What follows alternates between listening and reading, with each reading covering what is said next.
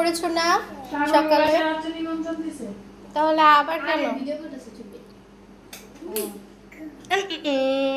বাবা বাবা বাবা, এই যে আমার কথা শুনো।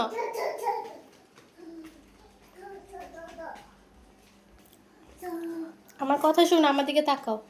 দাঁত ব্রাশ করছো না? ব্রাশটা কি ফেলে দিতে হয়? নো নো নো, তাহলে তো ময়লা লাগবে, জার্মস লাগবে, তখন তোমার খারাপ লাগবে না? এটাতে বসে করবে? আচ্ছা বসো, এবার দাঁত ব্রাশ করো। তুমি নিজে নিজে দাঁত ব্রাশ করতে পারো?